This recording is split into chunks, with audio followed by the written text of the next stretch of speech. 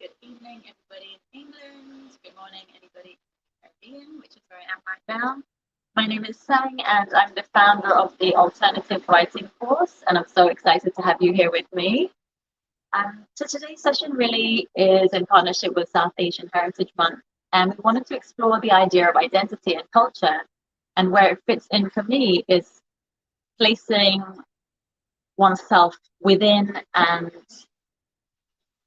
around society and culture and cultural norms so that we can really figure out who we are and empower ourselves to be true to ourselves.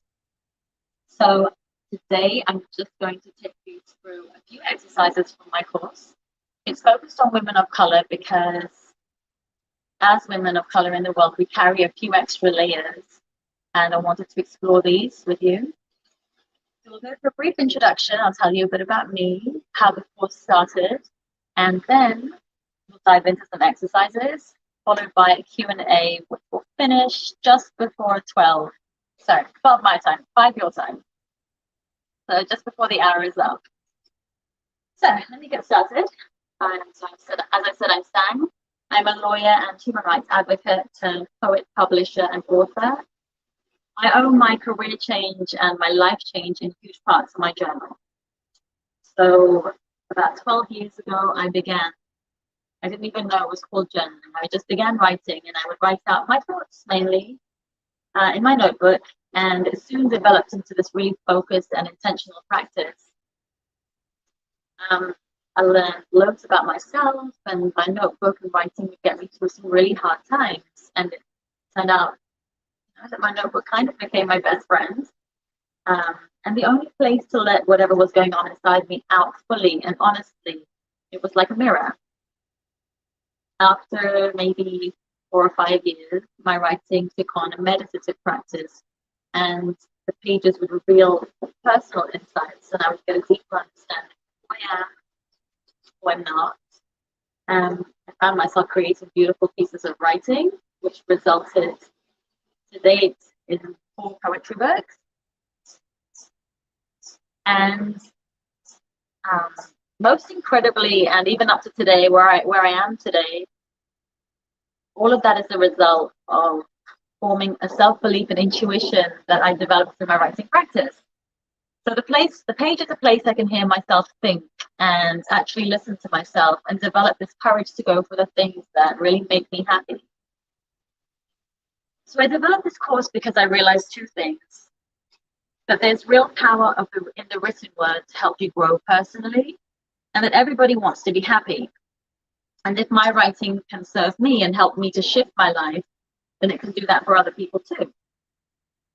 So I'm sharing my creative philosophy that I've developed over about 12 years of writing and soul searching, and I'm sharing my lessons in the hope that you find what you're looking for in your life and in your expression too.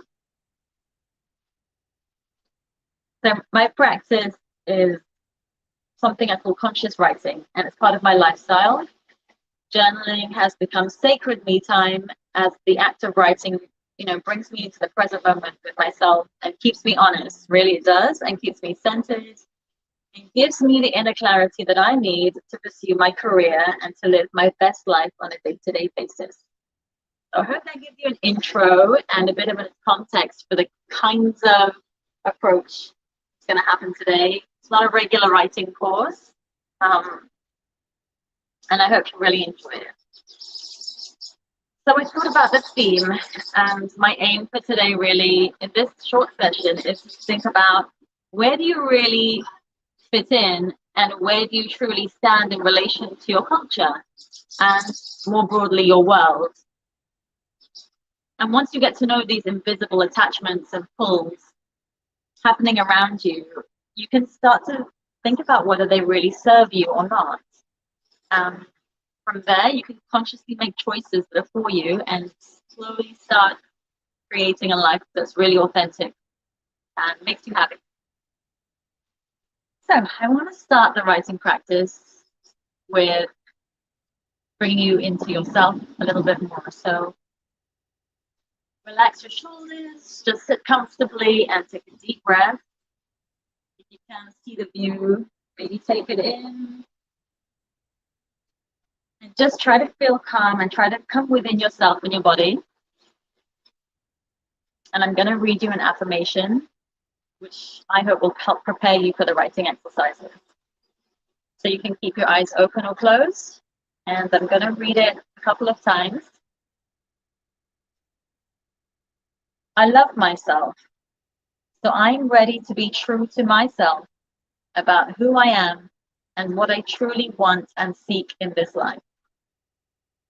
I allow myself to go within and explore my inner truth, and I will be patient with myself on this exciting and beautiful journey. I love myself, so I'm ready to be true to myself about who I am and what I truly want or seek in this life.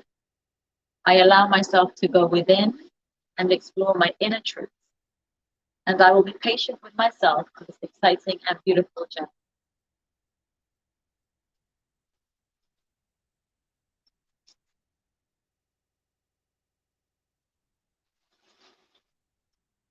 So as you know, the theme is identity and culture. I haven't actually looked up the word identity before, and I did in preparation. I was actually really surprised at the definition I found online. So it says, identity is a noun, and it is the fact of being who or what a person or thing is. I had to read that twice. Identity is the fact of being who or what a person or thing is. So actually, it's pretty broad. The synonyms suggested name, specification, identification, recognition, placing, distinguishing. But it seems to be something that you get to choose. It's a self-naming, it's a self-accolade. So with that in mind, I didn't really want to look at the definition of culture until the end of the session, but you feel free to have a think about what it means to you, and as we go through the exercises, be conscious of whether your idea of what culture actually is shifts. We're about to go into the exercises, but before we do, I just want to read something to you that I thought about and journaled this morning, actually. Sometimes we, as women of color, we're tired. We're so tired because of with life, not because of life itself, but because there are so many selves that we enact on a day-to-day basis.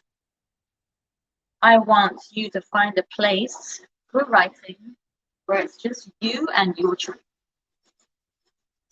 So when you find this place, it can be a place you can come back to replenish, rejuvenate, reestablish yourself and your expression.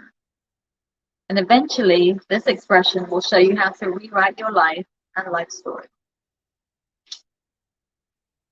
I can't promise that'll happen all in one session, but definitely, hopefully, you'll get a feeling of what it's like.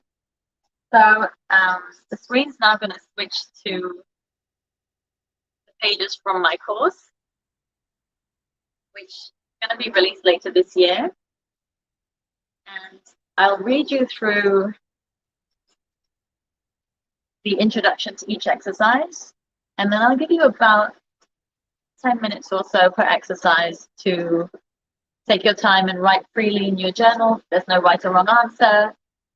We'll have a Q&A at the end, so if you wanted any feedback or if you had any thoughts, then you feel free to share them then. You can also email me after the event if you had any insights or wanted to talk about anything in further detail. So here we go. Finding your voice as a woman of color. A sacred uncovering and a beautiful and fulfilling act. Before considering our voice, let's think about us. Our voice represents us. So who is us? We're not going to delve into the psychology of identity or the depths of consciousness. All we need to understand is that our sense of self, our identity, influences on our expression, what comes out of us, and that our identity is made up out of many facets. Often we write from one or more elements of ourselves, But our aim is to bring our full self to the table when we write. It's not as overwhelming as it seems, and trying to understand and navigate our identity can be thought of in terms of layers of self and roles that we play. Often, actually, we naturally, subconsciously play roles according to our environment and social setting. And this includes, obviously, our culture. Layers refer to not just external aspects of ourselves, but personal inner aspects. So our thoughts, feelings, sensations, inclinations. We can go as deep as mind, body, spirit. And our roles are responses to these external demands, responsibilities, socializations. They're all often learned behaviors.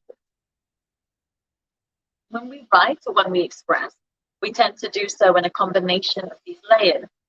So, for example, a heartbroken girlfriend, eldest child of an Asian family or an African family, a single mom, a mompreneur, a full-time mom, working mom, ugly sister, older sister, skinny friend, successful businesswoman. The list is never ending, and often the identity we live from is much more complicated than even a woman of color. That's perhaps the most basic form in which we can put it. So the first exercise really is to take a look at all of the women that we're carrying in our form and begin peeling back our layers and roles to free ourselves of some of the expectations that come with it. So, notebooks at the ready. So I'd like you to divide your page into 3 columns. The first column is titled Roles. The next column is titled Expectations.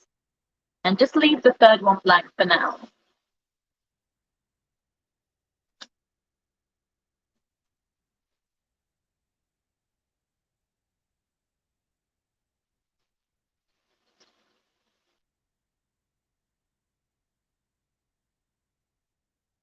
So take about just under 5 minutes or so to write down some of the roles that you play in life. Woman, sister, mom, friend, anything as it unfolds to you. And then in the next column, write down the expectation it places on you in maybe 1 or 2 words. So as an older sister, for me, I would say older sister, and then I would say responsibility. Role model. As a daughter, I would say be good as an expectation, do well, that kind of thing. So give yourself, I'll give you guys about 5 minutes to do that.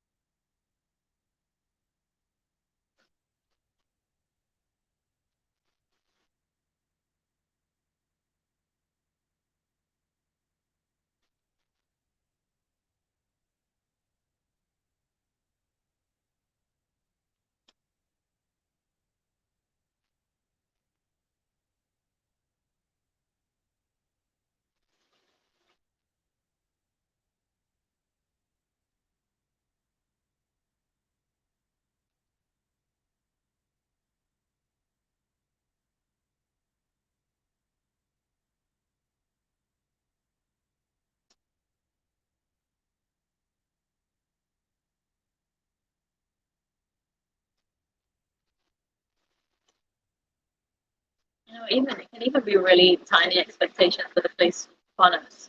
As a mom, it could be to always present as strong or happy. As a girlfriend, it could be pretty sexy. If you have a role in temple or within a church, expectation. Again, I don't want to put words anybody's minds or notebooks, so take your time.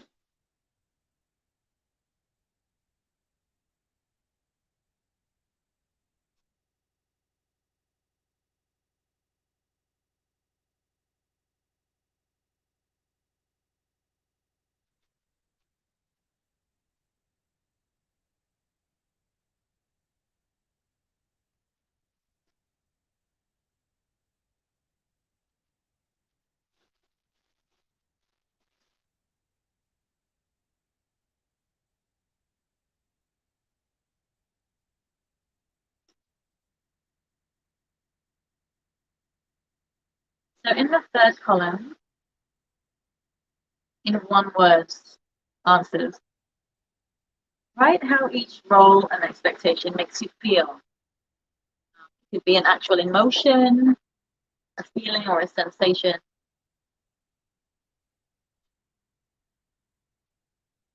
Happy, free, heavy, guilty, pressured, angry, unfair, empowering,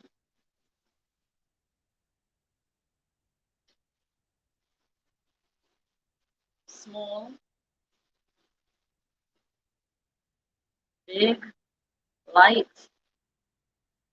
respected, honored,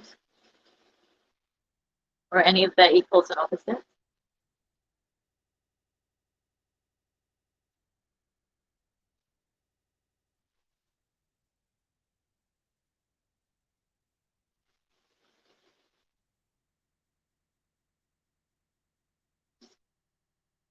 And I just want you to think about how many emotions we carry with us. And most of the time they're subconscious and we carry them in our body, not just, in our minds or in our hearts. But we carry all of those with us wherever we go, and some come to the forefront in certain situations or contexts more than others.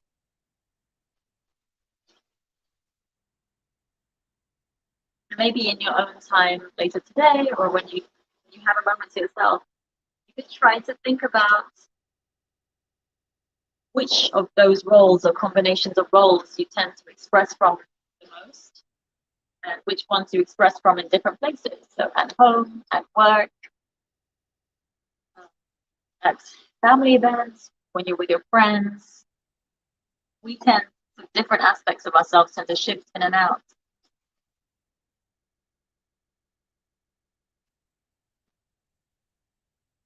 So just being a little bit conscious of the time, I wanted to move on to the next exercise. And this live stream is being recorded, so you can always come back to it if you wanted to take a bit more time on the exercises. So moving on, the next one is about locating yourself as a woman of color. So that means that, or it explores this idea that we live between two worlds, most of the time, at least two worlds. And being a woman of color or being yourself is a semi-conscious act because we have to deal with all these different selves.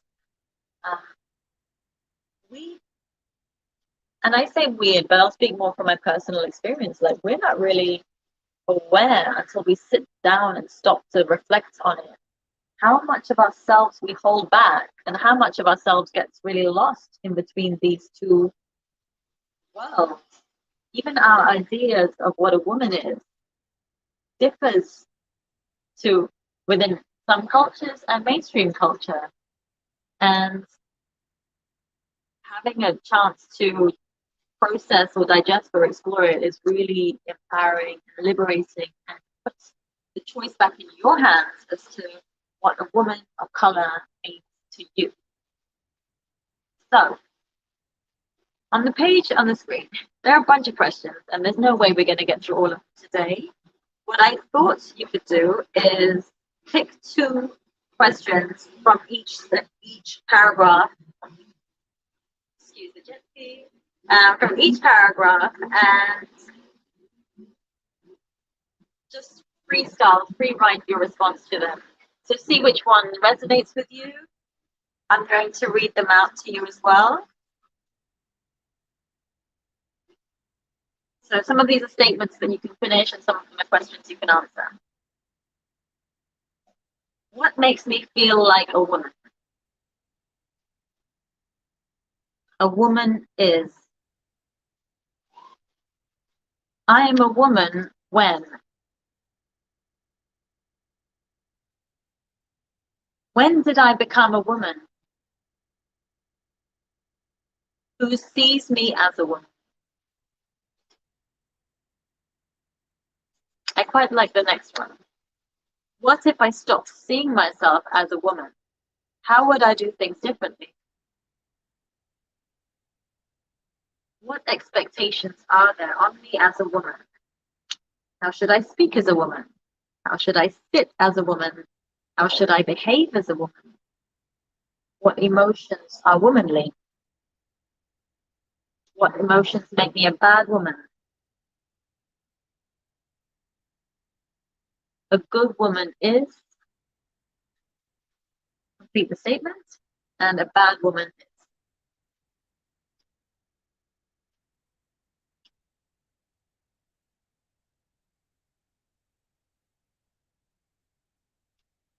So in the act of journaling, really just be as free as you can. Don't worry about being neat or writing.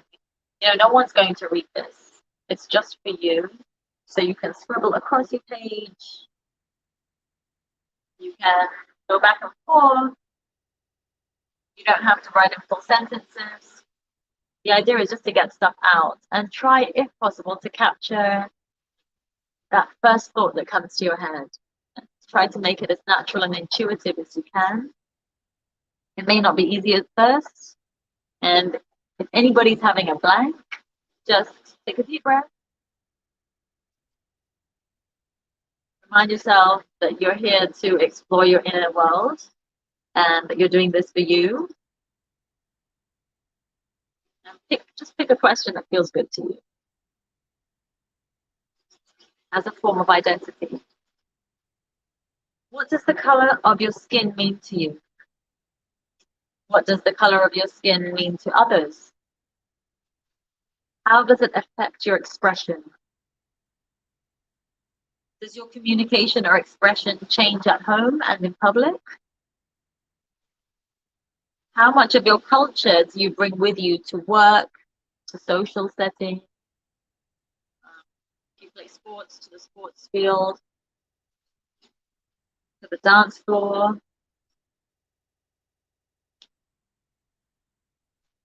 So it's really interesting how when I was at uni, I'd always hide my Indian dance moves.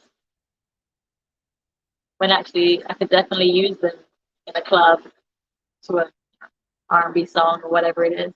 And now I just tend to merge all forms of dance when I'm dancing. And for me, that's got to do with just a lot of self-acceptance and feeling free to express every part of me, regardless of a particular social setting or even musical genre.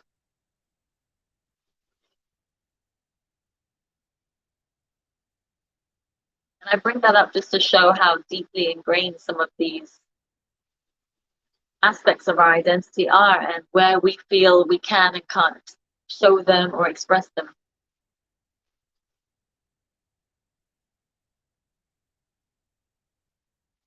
So maybe just pick one from that paragraph.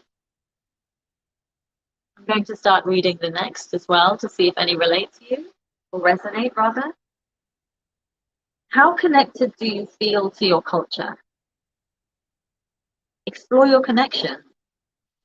Does your culture feel forced upon you? Are you happy in it? When you think of your culture, do you feel free to choose? Have you ever questioned it? Did you ever or do you ever have a choice in it? Maybe think back to certain practices that you do or do regularly. Why do you follow certain practices? And do any simply just not feel right for you?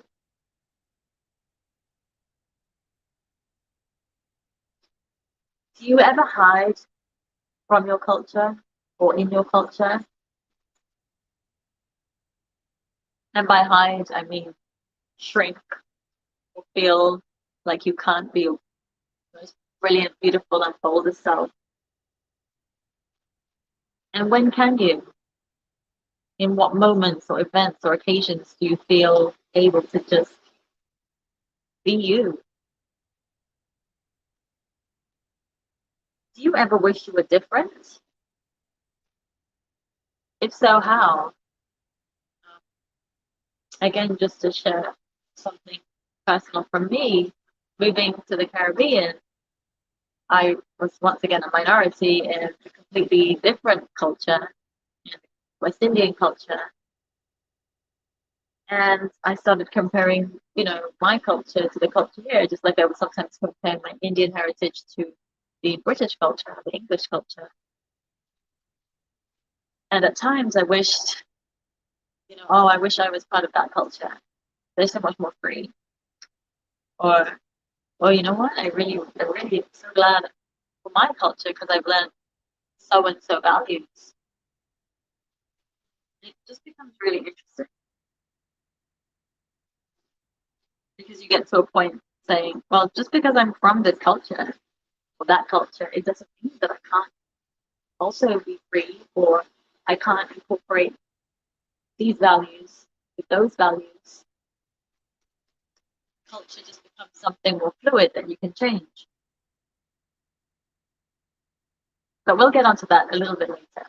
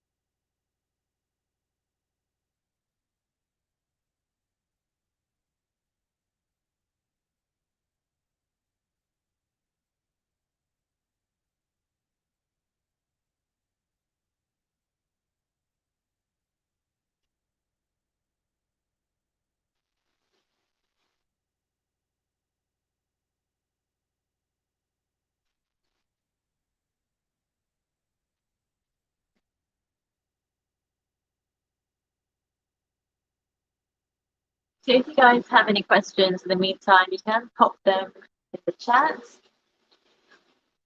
you don't want to wait till the Q&A or have any questions about the exercises.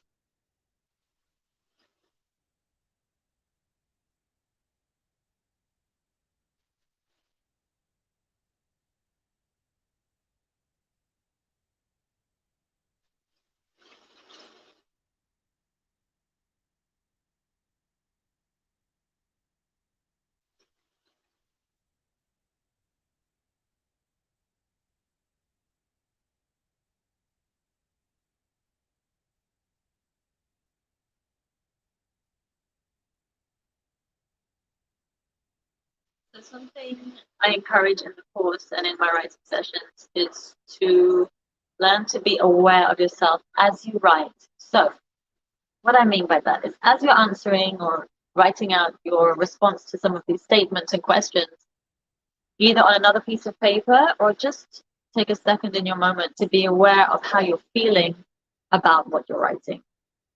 So although you're writing what you're feeling, I want you to be aware of what you're feeling as you write. And this is developing a deeper layer of self-awareness and consciousness. Ways you can do that is just notice any thoughts in your head about any judgments or thoughts. Just be aware of your body posture. Maybe when you're writing about being a woman, your chest opens, your shoulder blades might lift, your hips might feel more free, or you may feel more hunched. You might feel heavier when you're writing about certain things under certain statements. A good woman is a bad woman. You might feel tense in response to some of the questions. So either jot it down or just be aware. That's a really important if not more important part of understanding how the deeper you feels about your roles and the way life is around you and how you're engaging with life.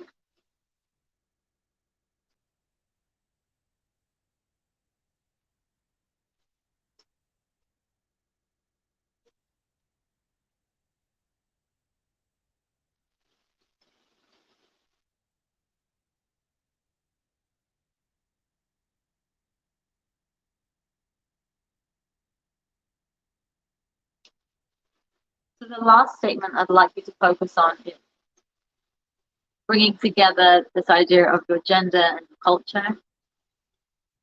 As I mentioned at the beginning, as I'm sure all of you know, that the combined or the intersectional effects of being a woman and a colored person or minority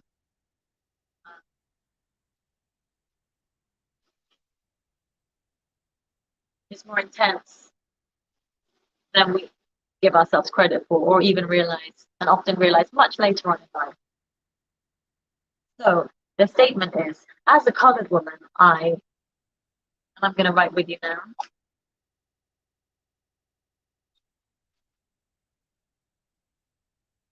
So let's take a couple of minutes for this one.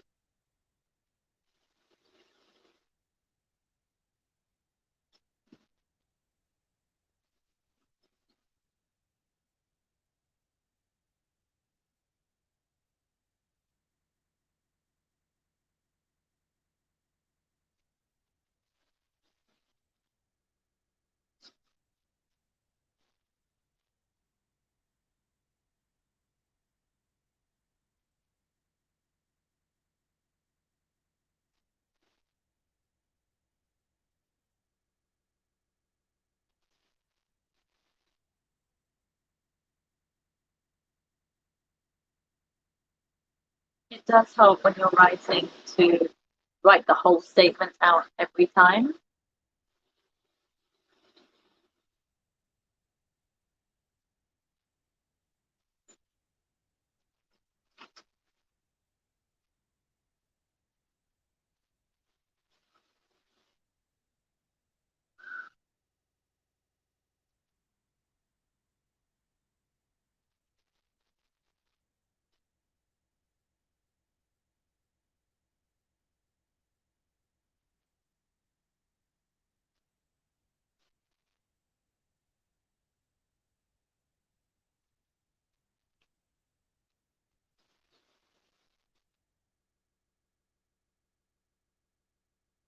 Okay, so I managed to write down a couple of things. I hope you did too.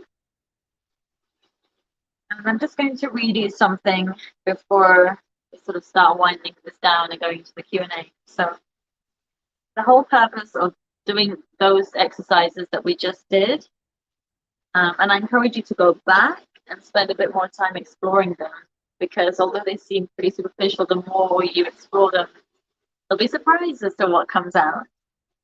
So I want you to become aware of your own experiences as a colored woman, not because this is where your power lies or where your ultimate expression lies, but because it's relevant to understanding your deeper self-expression. It's also a necessary step to understanding your current life and your current level of expression and comfortability using your voice, finding your voice, standing up for what you believe in. And it gives you a window into your own world. Becoming conscious of our layers, we can then write through them and beyond them. We won't be bound by them, and we won't express ourselves in reaction to a belief about brown people or a belief about black people and feeling like we have to defend or react or respond to being a woman. I want to make it clear, though, that this is not rebellion. Freedom of self is not rebellion. It's self-awareness. It is knowing the things that have shaped us as people and then acknowledging how much more we are. And these layers are not the full versions of who we are, but what makes them interesting and relevant and valuable is that they color our voice, they color our expression, literally give us shades and nuances, and they inform our expression, whether it comes to art or whether it comes to you generally. So,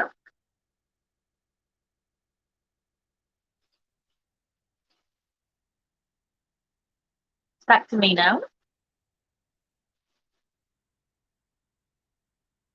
I'm going to read you what I wrote, just, share a little bit.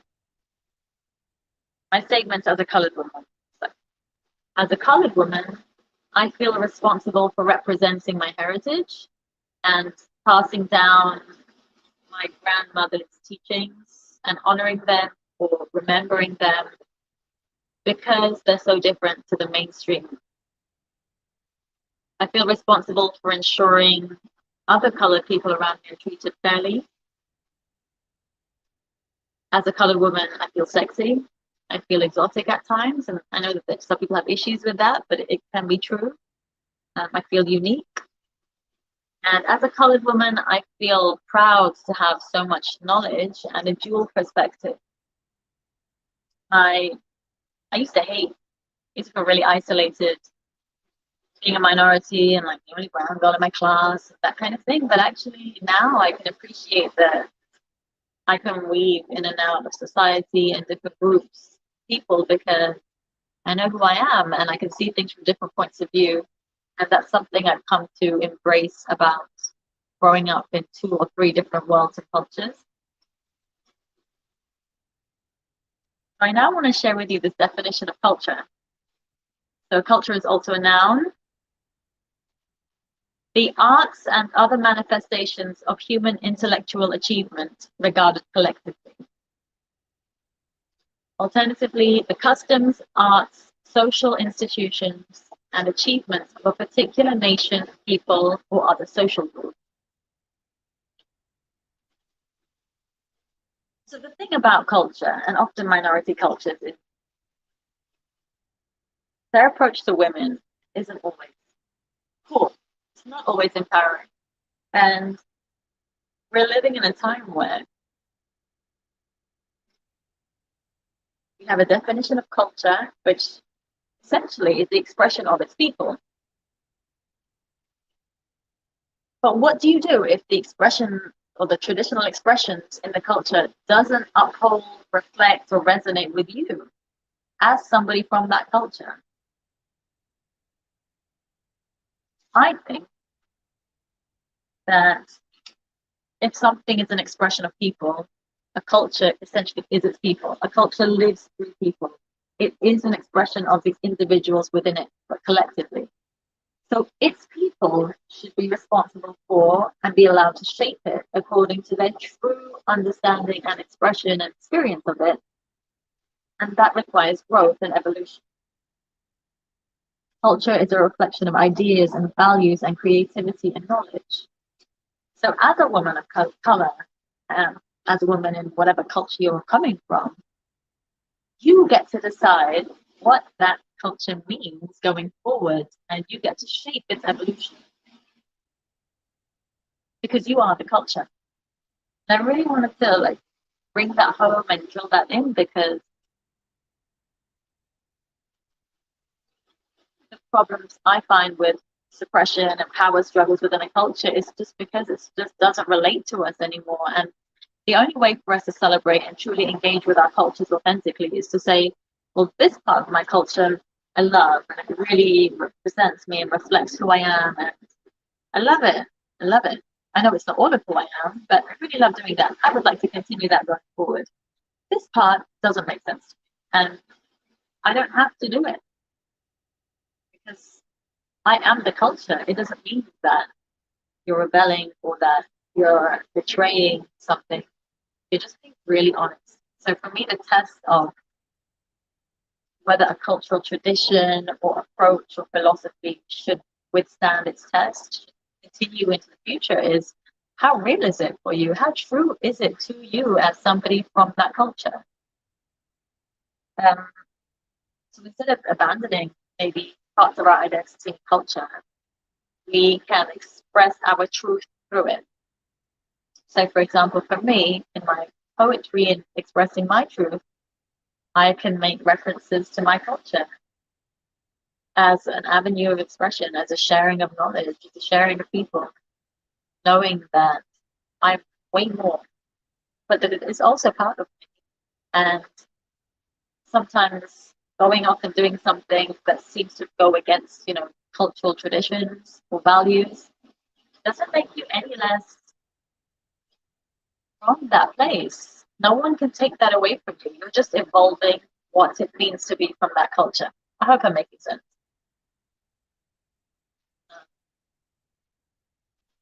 So I will leave you with all that food for thought. Now I'm going to open up for a Q&A.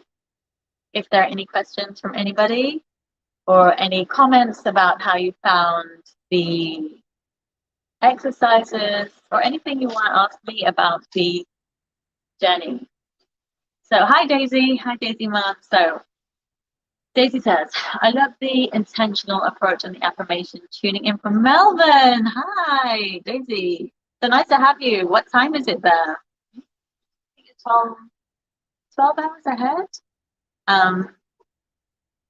Yeah, so the reason I start with intention and affirmation is because it's to just create a bit of space from the outside world and like a little buffer for us to focus on ourselves before we write. If we don't do that, we just tend to write unconsciously or subconsciously, and there's nothing wrong with that.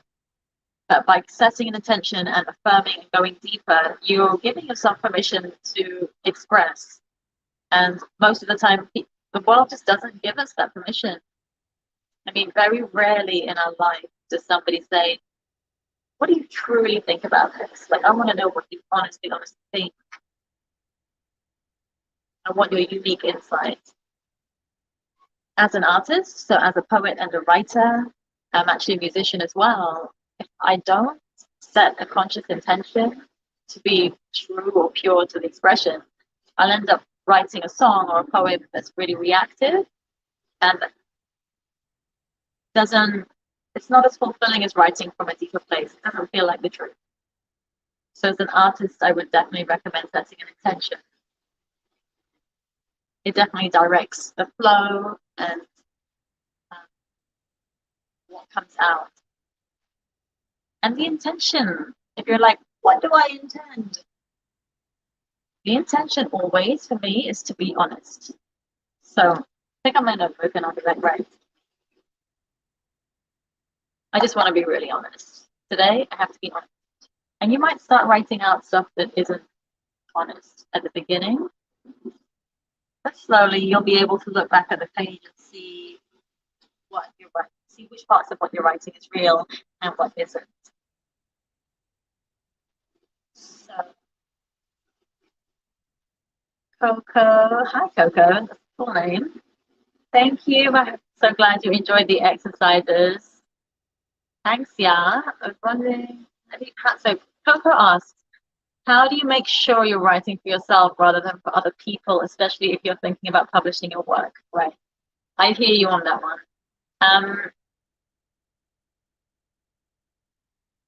I think you sort of answered yourself in the question. To do any writing, whether it's going to go out in the world or not, your intention has to be, this is for me, I'm writing for myself. Remember that the page isn't going to judge you. Like it's literally the safest place on the planet. The page isn't going to judge you. It's not going to talk back at you. You don't have to be neat. And I think it's actually about develop the way to write as a writer or as an artist, truly and freely, and even to eventually start channeling your artistry is to practice being honest. It doesn't come straight away. And of course, you're going to start thinking about these other thoughts. Something that I guide people through in the course, which is coming out later this year, is to be conscious of those judgments and thoughts while you're writing. So I have the same thing that you're talking about. So if I'm writing a poem, I'll be like, oh, will people understand that? Will anyone get this? Or I don't know if I want to use that word, etc., etc. Just try to be conscious of that. Catch yourself when you're doing that. Just remind yourself, this isn't about other people. This is about me. Writing then becomes this really beautiful act of self-love. And it's where I practiced caring less about other people's opinions and expectations and what they think of me. And remember, you can just take your time figuring out the truth. So does that answer your question? I hope that helps a little bit. Just know that being conscious of what people might think is natural, and practicing honesty and being aware that, oh no, I'm thinking about other people again, and just bringing your awareness back to the moment and to the page, maybe doing an affirmation, breathing, relaxing, just being really kind to yourself. I think writing and journaling is really underrated. I get told I'm a geek a lot, or sometimes it feels like a waste of time, but the pen is so powerful. My Buy Me a Coffee page that I'm going to put up, where you can find the course, it's called Power of the Pen, because it literally transformed my life. I guarantee you it will transform your life once you learn how to write. So first you're writing to find your truth, and then you're writing to express it. That's sort of the process. And the great thing about the page is you can tell when you're lying. So if you're worried, Coco, like I've done this writing, and sometimes I was thinking about other people and sometimes I wasn't, then go back later, be calm, and think about, my intention is, I want to know if I'm telling the truth or not on this page. And just go within yourself and feel it. Sounds crazy. It is that simple. It might take time, and you just got to learn to build and trust yourself and your intuition. And that makes the best writing.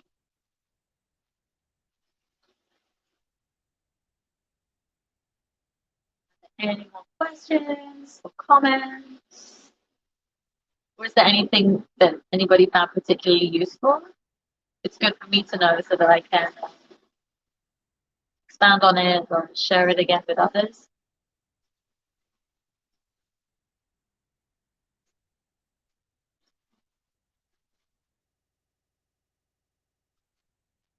So like I said, if anybody wants to send me an email or send an email to South Asian Heritage, either with what you've written for some feedback or to talk through it, then that would be really cool. I'd be more than happy to do that. I'm really passionate about this writing course. It's just helped me change my life so much and I really see people like women of color, or just women or people generally, as sisters and brothers, that we have way more power than we realize to change our lives, but we keep going to people on the outside to find the answers, when really they just, like Oprah and every amazing saint or teacher or philosopher or artist that says, the truth is in you, but how the hell do you get that? And that's what I want to teach and share. Thank you, Coco. That was super helpful. You can find out more about the course. Well, at the moment, if you follow me on my Instagram page, I'll be sharing updates there. You can also sign up to my newsletter from there, and I'll send you an email when it's out. I will also be letting South Asian Heritage know, so they can hopefully forward it to everybody who's on the session today if you're interested. If not, just Google the alternative writing course, and hopefully it comes up. If it doesn't, if I'm not there and it doesn't show up, then that's not mine. But yeah, it's in the process. The course is finished. I'm just in the process of making it available in an accessible format online. Thank you, Daisy. Yeah, the philosophy and the importance of writing. Cannot tell you enough. Cannot tell you enough. I travel nowhere without a pen, a notebook, and I feel like it's the secret weapon, the secret key to the rest of your life. I really think you can rewrite your life through your page. So I think I have to sign off now, and there's another event on after this one. So thank you so much, everybody, for taking part, for coming to listen. I want to give you a little bit of a view before you leave, and to show you some of the magical things that can happen if you really follow your truth and follow your heart. I'm not showing off. This literally was a result of me figuring out my truth in my journal and then learning to develop the courage and self-trust to follow it. And this is just a bit of proof of what can happen if you really stick to it and learn to trust yourself. So I hope I was inspiring for you. I hope that you connected a little bit with yourself today and that you felt expanded and learned something. And hit me up. I'd love to hear from you on Instagram or through South Asian Heritage. Thank you.